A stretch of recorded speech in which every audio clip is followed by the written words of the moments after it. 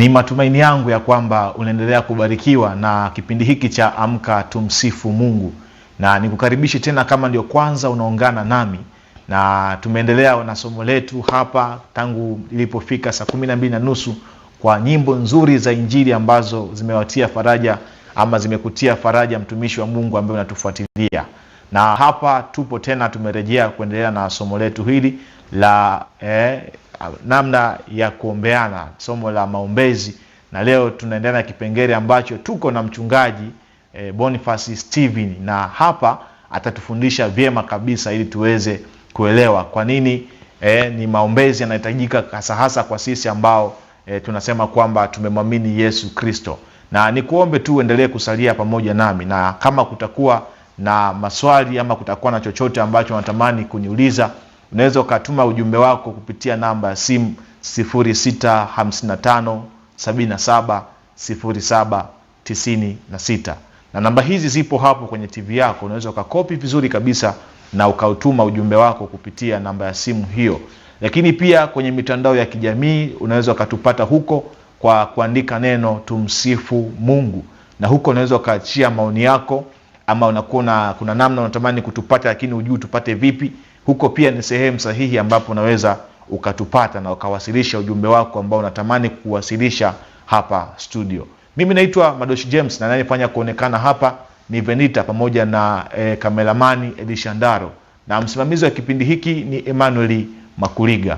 Nimkaribisha sasa mtumishi wa Mungu aweze kukusalimia, akwambie ni nani, kutoka wapi, na moja kwa moja tuweze kuendelea na somo ambalo tutakuwa nalo hapa kwa ajili ya kuhakikisha unaweza kujifunza kama jinsi Mungu alivyokusudia.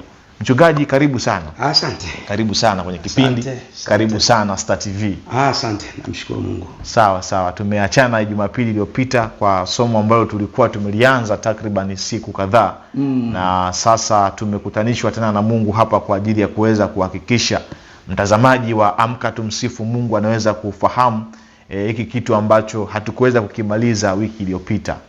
Nikukaribisha sasa uweze kumsalimia na uweze kumfahamisha unatoka wapi, ni mchungaji wa kanisa lipi. Karibu sana mchungaji. Asante. Tumishi wa Mungu naendelea kututazama, Mungu wa mbinguni akubariki sana, na ninakusalimu kwa jina la Yesu Kristo aliye hai. Majina yangu ni Boniface Steven, ni mchungaji kutoka kanisa la EAGT, The Evangelist Assemblies of God.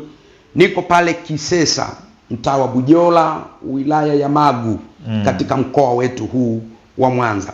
Namshukuru Mungu kwa ajili ya kipindi hiki ambacho tumekuwa tukiendelea nacho hapa Star TV, na somo tunaloendelea kujifunza sasa ni muda mrefu, ni somo linasema jinsi ya kuomba. Jinsi ya kuomba, miongoni mwa masomo muhimu sana na ya kufuatiliwa sana kwa mtu anayetaka kukua kiroho, kwa sababu ni moja ya kitu ambacho maombi ndiyo yanayozaa vitu ndani ya utumishi wa mtu. Maombi ndiyo yanayozaa karama na huduma ndani ya mtu. Maombi ndiyo yanayoumba kitu katika ulimwengu wa roho, na siku ya siku kikatokea katika ulimwengu wa mwili. Kwa hiyo maombi ndiyo yana nafasi kubwa sana katika ujenzi wa mwili wa Kristo, ama ukuaji wa mtu katika mambo ya kiroho. Kwa sababu unaposema habari ya maombi, huwezi kuwa msomaji mzuri wa neno na ukalielewa neno kama si muombaji mzuri. Huwezi kuwa mtu ambaye ni mfundishaji mzuri. Ile nguvu ya kufanya ufundishe vizuri inazaliwa na nguvu ya maombi. Yaani kwa ujumla wake tunaweza tukasema matokeo yoyote unayotaka kuyapata katika ulimwengu wa roho na katika ulimwengu wa mwili yanazaliwa na maombi. Ndio maana maombi ni moja ya nguzo za muhimu na msingi sana katika maisha ya Mkristo. Somo hili tumekuwa tukijifunza, na tuliahidiana kwamba tutajifunza kwa utaratibu sana, kwa hatua kwa hatua. Tuna muda sasa tumeendelea nalo na tumekwenda mbele, na sasa tuko kwenye kipengele ambacho kinasema namna ya kuwasilisha maombi mbele za Mungu. Tukasema ziko namna 4. Tukaiona namna ya kwanza kwamba ni kuombewa ama kufanyiwa maombezi, ambapo muombeaji anachukua hitaji la muombewaji na yeye analisimama mbele za Mungu kwa kumwakilisha yule mwenye lile hitaji. Ila pia tuko sasa namna ya pili ya kuombeana. ya kuombeana. Na Jumapili iliyopita tuliangalia kidogo na tukawa tumeona utofauti kati ya maombezi ama kuombewa na kuombeana. Tukaona namna, kwa haraka nirudie tu kidogo, kwamba moja ya tofauti tuliyoiona ni kwamba mara nyingi maombezi yanatoka kwa watu ambao wako juu ya mwingine. Yani inaweza ikawa ni kiutawala ama kimafuta ama kihuduma ya ama kikarama, kwamba yule ambaye ana neema fulani kwenye eneo fulani ndiye anayepata nafasi ya kuombea wengine. Kwamba anaweza akawa na neema, Mungu amempa neema kwa ajili ya maombezi ya uponyaji, na unaweza kukuta kabisa kwamba anajulikana kwenye ile eneo lake, kwamba unapokuwa na jambo hili unasikia hata watu wanakuelekeza kwamba jambo hili fika kwa mtu fulani. Kwa hiyo mara nyingi maombezi huwa yanatoka kwa yule mtu ambaye yuko juu, kwa wale wanaofanya maombezi kwa wale walioko chini. Ndio maana hata hapo kanisani utakuta kwamba mchungaji mara nyingi anawaombea washirika. Maana yake wale washirika wako chini ya yule mchungaji anaye wachunga. Hiyo ni moja ya tofauti kati ya kuombewa na kuombeana. Ziko zaidi ya moja, kwa hiyo lakini nimejaribu kukumbushia hiyo moja. Lakini kwenye hiki kipengele cha kuombeana hapa sasa ni pale ambapo tunaweza tukao in the same level, tunaweza tukao katika hali ya pamoja. Naweza wote ni washirika, wote ni wazee wa kanisa, wote ni wachungaji, lakini sasa tunatengeneza umoja wa kuwa tunaombeana, wa kuwa tunabebeana huduma zetu. Wewe unabeba hitaji langu na mimi nabeba hitaji lako, kunalipeleka mbele za nani? Za Mungu. Kwa hiyo si tu kubeba mahitaji yetu tu, tunaweza kuwa na kubeba mahitaji ya watu wengine ambao hata hawajatushirikisha yale mahitaji yao. Kwenye kuombewa tuliona mara nyingi muombewaji ndiye anayepeleka hitaji kwa muombaji, anamweleza hitaji lake. Lakini kwenye eneo la kuombeana ni ile tunaomba kwa sababu kwa ile ya kujumla tunajua mahitaji ya watu. Kwamba kwa mfano kama tunaombea wachungaji, tunajua mahitaji ya wachungaji yale kwa ujumla, in general, kwamba mchungaji lazima atahitaji Mungu amjalie neema ya kupata neno na ujumbe wa kusema mbele za watu. Kwa tunapoomba, hata kama hujatuletea hitaji lako kwamba hitaji langu ni hili, lakini sasa tunapeleka mbele za Mungu lile hitaji, kwamba Mungu ajalie watu wako kwenye hili, Mungu ajalie watu wako kwenye hili. Kwa hiyo kuombeana ni kuchukuliana sasa mizigo kwa ujumla, tunaweka ile nguvu yetu ya pamoja kwa ajili ya kujenga mwili wa Kristo. Nilikwambia hivi, kuna mambo mengine kwenye maisha yako hayawezi kuonekana ama kujibiwa ni mpaka umeombewa. Lakini pia kuna mambo mengine kwenye maisha yako hayawezi kutendeka ama kujibiwa ni mpaka mmeombeana. Kuombeana maana yake ni kwamba umekubali kutokuhudiri na mambo yako tu, kutokuhusika na mambo yako tu. Kwa sababu moja ya sababu inafanya watu wengi waombe na wasijibiwe ni pamoja na watu kuomba maombi, naweza kusema ya ubinafsi. Watu wanaomba kuhusu mambo yao tu, anaomba kuhusu biashara yake tu, anaomba kuhusu huduma yake peke yake, anaomba kuhusu watoto wake peke yake, yani anaomba kuhusu mafanikio yake peke yake. Sasa Mungu wetu si Mungu wa utaratibu wa namna hiyo. Mungu wetu si Mungu wa desturi ya namna hiyo. Mungu wetu anapenda pia kwamba nisijishughulishe tu na mambo yangu mimi peke yangu, bali pia nishughulike na mambo yako. Kwa kuna mambo kwenye maisha yangu ili yatendeke ni mpaka nimechukua hatua ya kujihusisha na mambo yako wewe. Unaona? Tukiangalia kwenye kile kitabu cha Matendo ya Mitume, kile kitabu cha Matendo ya Mitume ile sura ya 4, nitasoma ule mstari wa 23 na 24. Biblia inasema hivi: hata walipofunguliwa wakaenda kwa watu wao, wakawapasha habari za mambo yote walioambiwa na wakuu wa makuhani na wazee. 24. Nao waliposikia wakampazia Mungu sauti zao kwa moyo mmoja, wakisema, Mola, wewe ndiye Mungu, ndiwe uliyefanya mbingu na nchi na bahari na vitu vyote vilivyomo.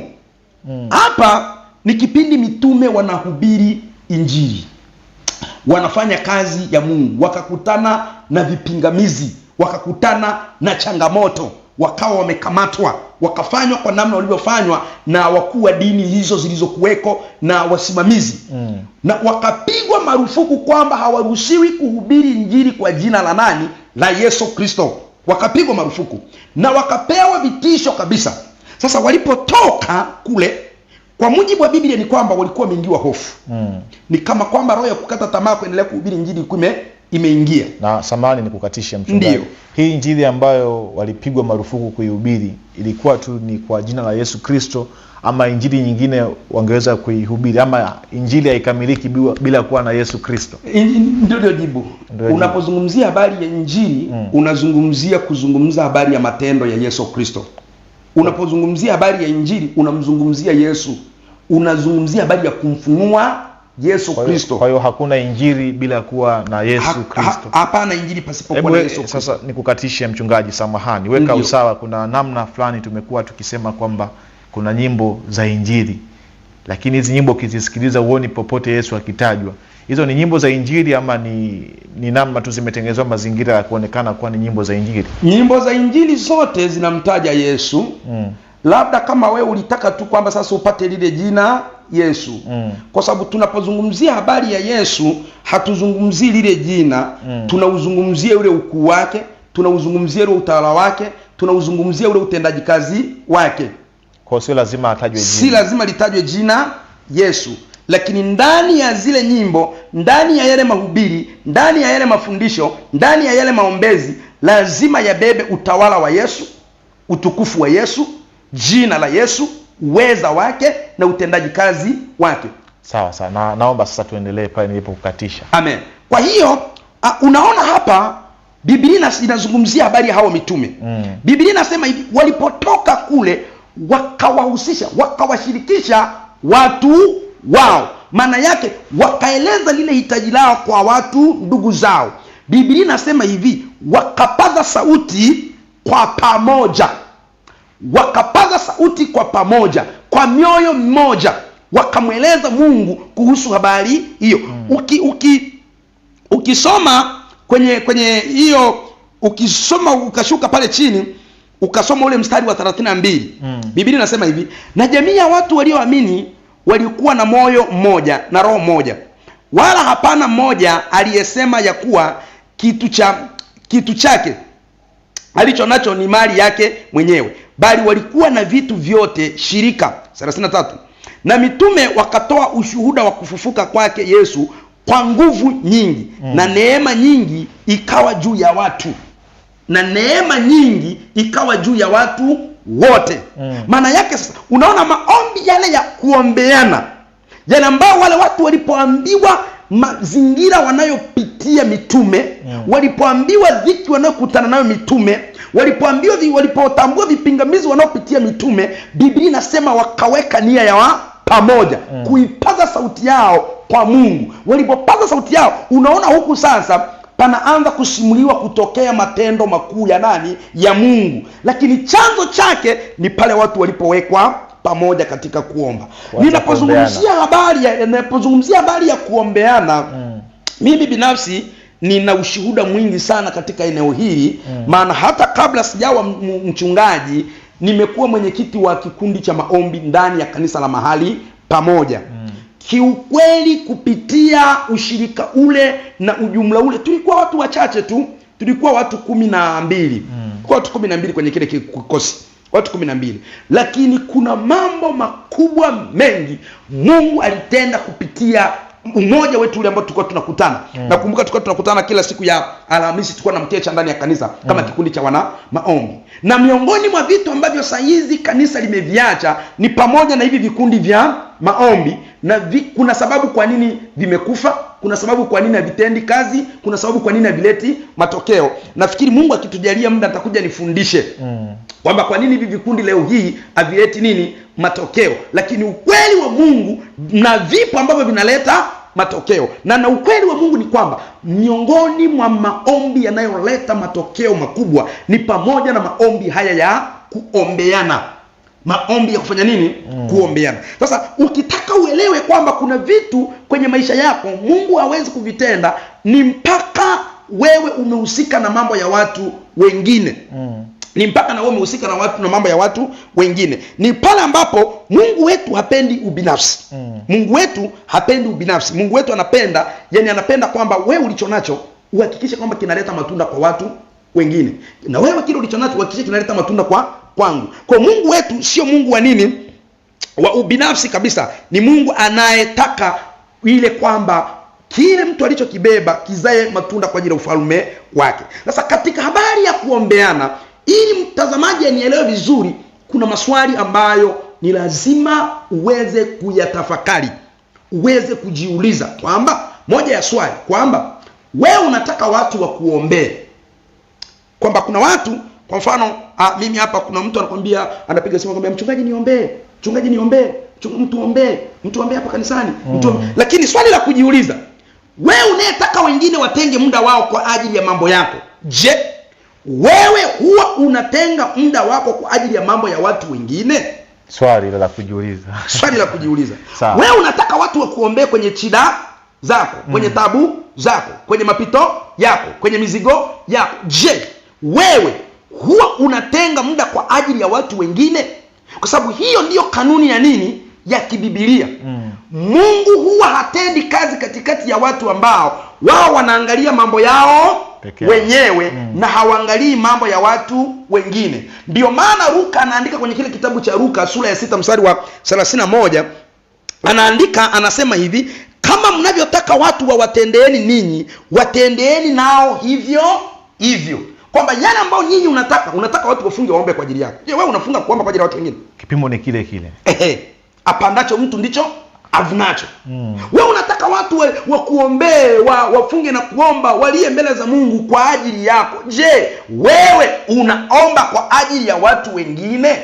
Na miongoni mwa kitu ambacho kinafanya watu wasijibiwe maombi yao ndani ya kanisa ni pamoja na hii pointi ya watu kutaka yani watu wanataka mambo yao wenyewe. Ndio maana hata kwenye Yakobo anasema hivi, hamuombi ipasavyo, hamjibiwi kwa sababu hamuombi ipasavyo, maana mnaomba ili mvitumie kwa tamaa zenu wenyewe. Yani ndani ya kanisa leo kuna hali ya ubinafsi sana. Mimi nimewahi kufanya semina mahali kanisa moja, ilikuwa na watu zaidi ya 200 na kitu kwenye ile semina. Niliuliza swali hili kwamba naomba wanyoshe mkono watu ambao ndani, ilikuwa nakumbuka ilikuwa ni mwezi wa 9, maana tangu Januari mpaka mwezi wa 9, miezi 9. Nikauliza, ndani ya hii miezi 9 ya huu mwaka, wangapi wamewahi kufunga na kuomba kwa ajili ya mambo ya watu wengine? Yani ulifunga na kuomba si kwa ajili ya ndoa yako, kwa ajili ya ndoa ya mtu mwingine. Ulifunga na kuomba si kwa ajili ya biashara yako, kwa ajili ya biashara ya mtu mwingine. Ulifunga na kuomba kwa ajili ya watu, si kwa ajili ya watoto wako, ni kwa ajili ya watoto wa familia nyingine. Wanyoshe mkono. Ndani ya zaidi ya watu 200 walinyosha mkono watu hao.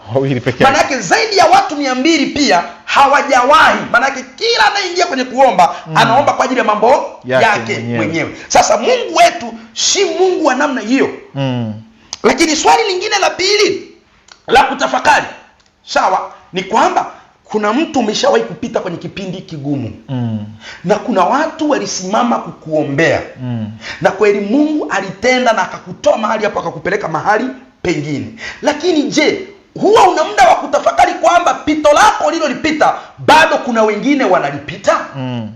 Inawezekana ni mtumishi wa Mungu, ni mchungaji, uko kwenye huduma, umewahi kuanza huduma na ukapita kwenye mapito magumu, ukapita kwenye changamoto kubwa, ukapita kwenye kuna kule, na Mungu aliinua watu waliosimama kuomba kwa ajili ya huduma yako. Na ndio maana leo huduma yako imefika mahali hapo ilipo. Mchungaji Boniface, imefika hapo ilipo leo. Unaweza kuenda Star TV ukafundisha watu, umefika hapa. Lakini je, unakumbuka kwamba pia kuna wengine bado wako kwenye msoto kama ule ulioanza nao wewe? Na ni kwa gharama gani unaichukua na wewe kwenda mbele za Mungu, kama ambavyo kuna wengine walienda mbele za Mungu kuhakikisha kwamba leo na wewe umefika mahali hapo ulipo? Au unajidhania kwamba ni kwa nguvu zako tu, ni kwa juhudi zako tu, ni kwa uelewa wako tu ndio limekufikisha hapo ulipo? Sasa ukielewa kwamba kuna watu walijitoa wakakubeba na wewe kutoka mahali hapo ukafika hapo ulipo, na unahitaji Mungu aendelee kutenda kazi kubwa pamoja na wewe, una kila sababu na wewe sasa kuendelea kuhakikisha ya kwamba unaombea watu wengine. unashirikiana na watu wengine katika kufanya nini? Kuombeana. Mchungaji, umezungumza vyema na nimekusikiliza vizuri, na naamini sasa mtazamaji anakuelewa na amekupata vizuri kabisa. Lakini kuna hali ambayo tunaiona, ni makanisani peke yake ama ni hata huku nje ya makanisa inakuwepo. Yaani kumekuwa na ile hali ambayo mtu akifanikiwa labda akipata mafanikio yote, amenunua chochote, amejua kufanya chochote vizuri, lakini kwa watu wengine wao kuna karoho kama kawivu fulani kana kuja anaanza kumchukia tu huyu mtu aliyefanikiwa, badala ya yeye kutaka kujifunza kwa huyu mtu ili naye kama hakufanikiwa aelekezwe nimefanyaje nikafanikiwa, naye afuate hii misingi ambayo mtu labda ameifuata akafanikiwa. Lakini tukiona mtu kafanikiwa, kanunua gari, mtu anaanza kumchukia bila sababu, anaanza kumkunjia gari la mkopo bwana hilo. Lakini hamsifii kwa sababu kanunua gari, ila anatafuta sababu ama anatafuta sifa mbaya ya kumpa huyu mtu aliyefanikiwa ili halalishe kumchukia.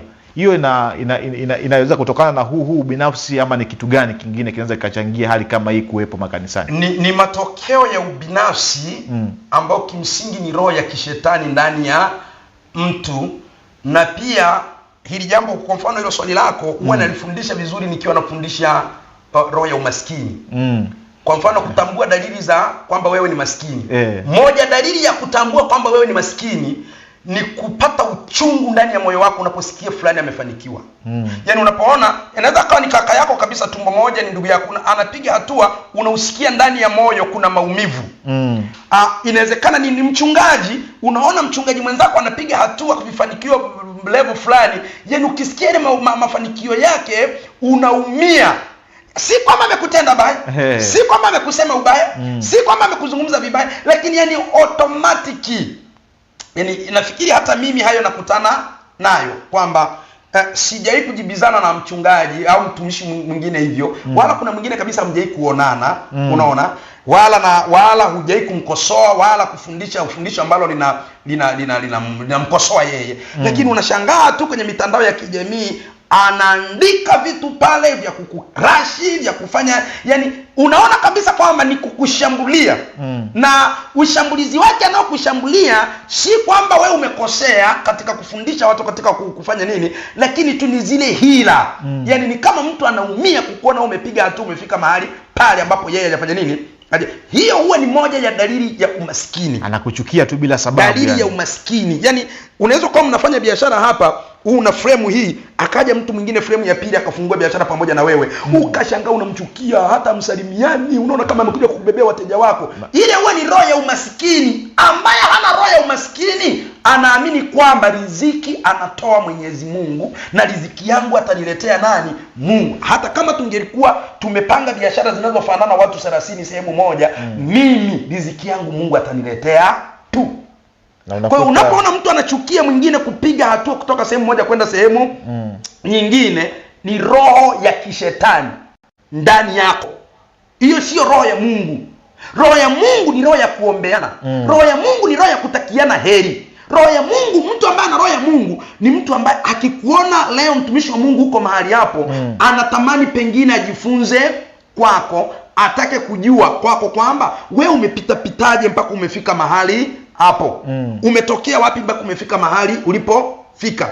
Mimi huwa nina desturi, nikimuona mtu ana kitu kizuri na amefanikiwa, amefika mahali, huwa ninaweza kukata hata kama ni nauli, ni gharama, nikaenda nikamuomba kupata muda wa kukutana naye, nikajifunza kwake. Kwa mfano, nani aliyenifanya mimi nianze kufanya mahubiri ya Star TV? Ni mtumishi wa Mungu, askofu wa jimbo letu la Magu, yuko pale Ramadi, Pastor Mathias Rukanda. Baada ya kuwa nimemwona anafanya vipindi na Star TV na amefika, na mimi ndani moyoni mwangu natamani nifike kwenye hiyo level. Mtumishi wa Mungu yeye amefikaje? Kafanya nini hapa? Toka Mwanza nikaenda mpaka Ramadi, nikafika kwake, tukaonana, nikamwambia mzee, nimekuja kwa 1 2 3. Yule mtumishi wa Mungu ndiye aliyeniunganisha na Makuliga. Akaniambia acha nikuunganisha na mtumishi wa Mungu, atakusaidia. Ndiye aliyeniunganisha na nani? Na Makuliga. Na kutoka pale sasa ndo nikapata hatua ya kufika hapa nilipo. Unaonaje kwamba ningechukia Kaanza kumsema mchungaji. Mfano hapa ninapofundisha hivi, kuna mchungaji mmoja amewahi kutangaza kwambia waumini wake kwamba usimwone huyo ni Freemason. Ameanza huduma juzi tu hapa. Leo anazungumzia mimi.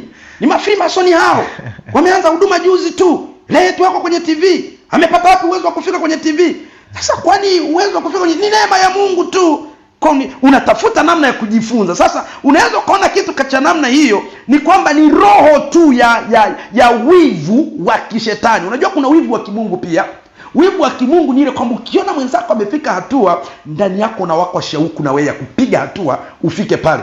Yaani huombi yule mtu ashuke, ila unamuomba Mungu kwamba Mungu nisaidie na mimi nifike hatua hizo. Hizi roho zinakaa mpaka kwa wachungaji. Shetani hapambanishi. Yani hakuna, nilishaikuambia hapa kwamba hakuna mtumishi yoyote aliyekwisha kuokoka ambaye amefika level kwamba yeye hapiganishi na shetani. Yani tunapozungumzia roho za kishetani hatumaanishi kwamba tu kwamba zinaishi ndani yao, wala hatumaanishi kwamba wao ni mashetani, wala hatumaanishi kwamba wana roho za kishetani. Tunamaanisha kwamba kwenye maeneo ya kupiganishwa na yule shetani kuna mahali wamezidiwa. Unajua unapozidiwa unatumikishwa na yule alikuzidia. Rudia hiyo vizuri kabisa ili mtazamaji aweze kuidaka. Unapozidiwa na mshindani wako ni lazima utumikishwe na yule aliyekuzidia. Kwa sasa tunapozungumzia habari ya kuzidiwa kwenye habari ya vita ya kiroho, kila eneo lina ushindani.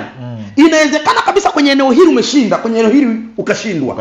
Basi anapokushinda kwenye lile eneo, shetani huwa na desturi hivi, akikushinda kwenye eneo la uongo, huwekeza nguvu kubwa kwenye hilo eneo la uongo ili kupitia ile eneo la uongo apate nafasi ya kukushinda kwenye yale ambayo pia unafanya nini? Umekuwa ukimshinda. Shetani akikushinda kwenye eneo la uzinzi, huwekeza nguvu kubwa kwenye hilo eneo la uzinzi ila kupitia hilo eneo la uzinzi akushinde na kwenye maeneo mengine ambayo umekuwa ukifanya nini? Ukimshinda. Kwa anatafuta mlango mmoja wa kukuingilia. Anatafuta mlango wa kuingia ili aweze kutembea na mlango mwingine. Kwa hiyo anaenda akawa kwamba ni kweli kwenye maeneo mengine anaenda vizuri, kumbe kwenye hilo eneo bado shetani anafanya nini? Anamtumikisha. Sasa ili uweze kutoka hapo ni kuzitambua hizo dalili. Yaani kama kuna mtazamaji, mtumishi wa Mungu unanitazama, ndani yako, ndani ya moyo, kile ukiona wenzako wanafanikiwa kihuduma hapo kanisani, unaona fulani anapata kibali hapo kanisani, unaona fulani anapiga hatua ya kiuchumi hapo kanisani, unaanza kumchukia, unaanza kujisikia vibaya. Ukisikia amekuja kubariki gari tu hapo unasikia vibaya. Anakuja kumshukuru Mungu, Mungu amembariki, amenunua kiwanja, unasema kiwanja tu, tena cha milioni 1 hicho ndio cha kuja kusimama, unatupotezea muda kumshukuru Mungu. Si kwamba unazungumza huko katika kiroho, unazungumza ndani yako yamejaa nguvu za giza na roho za kipepo. Kwa hiyo msaada ambao ataupata ni akemewe kabisa. Si akemewe. Kuna nguvu za giza zingine hazihitaji kukemewa, zinahitaji kuelewa. Kama hivi nilivyozungumza, si dhamira inazungumza. Yaani unajua dhamira huwa ni kweli kabisa. Ndani yako utakuwa unasikia kabisa mchungaji anachokisema hiki na mimi huwa ninacho. Kinanihusu mimi. Kwa kweli huwa naboleka kabisa. Watu wakianza kumshukuru Mungu pale, Mungu amewabariki hivi, nasikia ndani kuumia mpaka yani naona kama nawachukia pale. Ukiona hivyo, chukua hatua ya kumwambia Mungu nisaidie ili roho la kishetani litoke ndani yangu. Mungu akilitoa ndio hiyo imekemewa. Sawa. Si kila pepo linapiga kelele. Sawa, nikushukuru sana. Naomba nisome meseji za watazamaji wachache ambao wamezituma hapa. Amen. Anasema anaitwa Baraka Antoni Luhago. Kipindi chako kinatufunza kuwa na hekima na upendo katika maisha ya kila siku. Ubarikiwe sana mtumishi. Amen. Na mimi nikushukuru sana Baraka kwa kuendelea kuwa nami. Huyu anasema huyu sasa sawa. Mchungaji, naona muda wetu sasa unaelekea mwisho na umetufundisha hapa kwa nini kuombeana. Na naomba sasa kwa dakika chache sana, niombe kwa dakika moja basi tuhitimishe ili mtazamaji aweze kukuelewa vizuri hapo, kama kutakuwa kuna ujumbe ambao natamani kumwachia kwenye ulichokizungumza tu hapa. Mimi naomba nimalizie kwenye kusoma hili andiko la Wakorintho wa pili ile sura ya 1 mstari wa 3 na wa 4. Karibu. Biblia inasema hivi, na ahimidiwe Mungu Baba wa Bwana wetu Yesu Kristo. Baba wa rehema, Mungu wa faraja yote. Atufarijie katika dhiki zetu zote. Ili nasi tupate kuwafariji wale walio katika dhiki za namna zote kwa faraja hizo tunazozifarijiwa na Mungu. Unaona Biblia inasema kwamba kumbe kuna kitu Mungu anampa mtu ni kwa lengo la watu wengine. Chochote ambacho Mungu amekupa hatua yoyote ambayo Mungu amekujalia, nafasi yoyote ambayo Mungu amekujalia, uwezo wowote Mungu ambaye amekujalia, hakikisha uwezo ule unahusika kwa ajili ya kumzalia Mungu matunda. Kwa hiyo kwa mfano, Mungu akinipa kuwa na amani muda huu, hii amani natakiwa nihakikishe inawafikia na watu wengine. Tambua, Mungu akikujalia kuwa na amani, akakujalia kuwa na furaha, upendo ndani ya familia na ndoa, tambua kwamba kuna familia hazina amani, hazina furaha, hazina upendo. Ziombe. Ndio lengo lako hilo. Msihi Mungu, ndio. Msihi Mungu kwamba Mungu, namshukuru Mungu kwa neema hii iliyonipa, nina amani ya familia. Ninapata kipato, watoto wangu wanakula, familia inaishi vizuri bila shida. Mungu, nakuomba neema hii iliyonipa isiishie tu kwangu, wape na watu wako. Wape na wamama fulani, mpe na baba fulani. Kama inawezekana hata kuwataja kwa majina, kwa mfano kama ni mshirika wa mahali pamoja. Lakini pia jambo jingine ambalo ninaendelea kuwasihi watumishi wa Mungu ni kwamba waendelee kujifunza kuhusu neno la Mungu. Ni ukweli usiopingika kwamba nyakati tulizopo injili inahubiriwa sana, lakini kilicho adimu sasa ndani ya injili inahubiriwa sana ni ile njia sahihi ya watu kumjua Mungu, yale mafundisho ya ukina wa watu kumjua Mungu. Hapo ndipo kuna nini?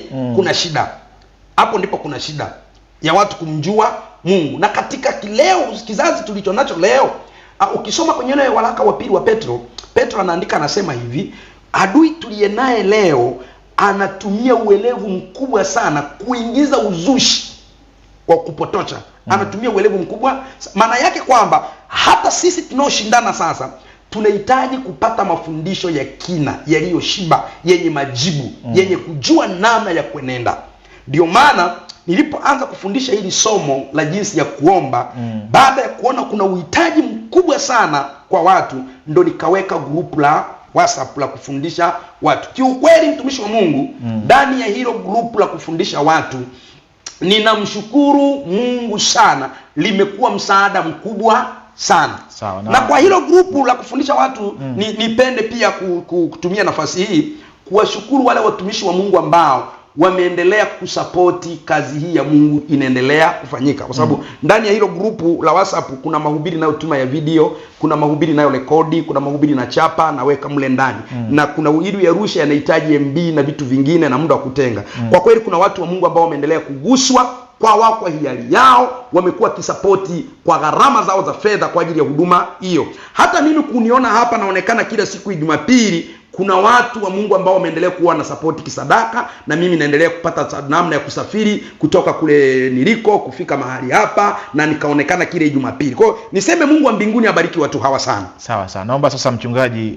mtu akitaka kukupata kwa ufupi sana, tuambie anaweza kukupata vipi ili aweze kujifunza kwako. Kama kutakuwa kuna swali ambalo analo na anataka akuulize, anawezaje kukufikia nje ya hapa kwenye kipindi? Njia kubwa ambayo watu wanaweza kunipata vizuri kwa Tanzania na nje ya Tanzania ni kwa njia ya simu, ambayo namba ile iko kwenye WhatsApp.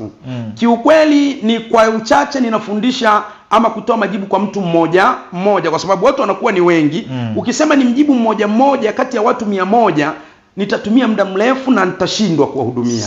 Sasa ndio maana nimejaribu kumwambia Mungu anisaidie kuwakusanya wawe mahali pamoja, kiasi kwamba akiuliza swali moja ninaweza kuwajibu kwa ajili ya wote, kwa sababu swali lako wewe linaweza likawa faida kwa ajili ya mtu mwingine.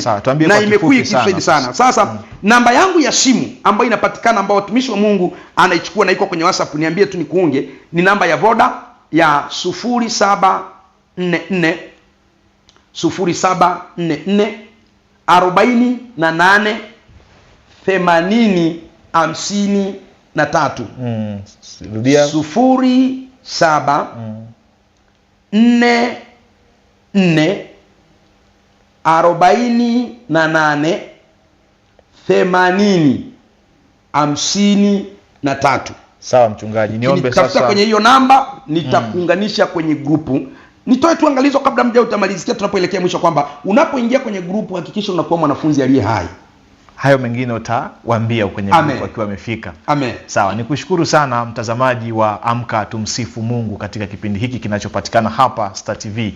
Na hapa tumepata neema, tumefundishwa na mchungaji Boniface Steven, na dhani sasa kuna kitu ambacho umekielewa, na naona meseji nyingi sana hapa za watazamaji ambazo mmezituma. Niseme tu asanteni kwa kuwa nami kuanzia mwanzo mpaka sasa. tumeona kabisa kwamba kuna wakati mwingine unapokuwa na furaha na umekaa umetulia, kuna mtu anahisi kama hiyo furaha yako ni kama unamlingishia, na anatafuta namna ya kuanza kukufanya ili angalau akushushe kutoka kwenye hiyo furaha. Na leo mchungaji Boniface Steven ametupitisha hapo na ametuambia vizuri kabisa. Niombe tukutane Jumapili ijayo katika kipindi hiki kinachoanza saa 12:30 mpaka saa 3 kamili. Na ukihitaji kutufuatilia ama una chochote ambacho unataka kuzungumza nasi, tufuate katika mitandao ya kijamii, andika Tumsifu Mungu, na huko weka maoni yako, tuambie unataka kuzungumza na sisi kitu gani. Mimi nikushukuru sana. Anayenifanya kuonekana hapa ni Benita pamoja na Elisha Ndaro, na msimamizi wa kipindi hiki ni Emmanuel Makuliga, na mimi naitwa Madoshi James. Nikutakie Jumapili njema na Mungu akubariki. Usiku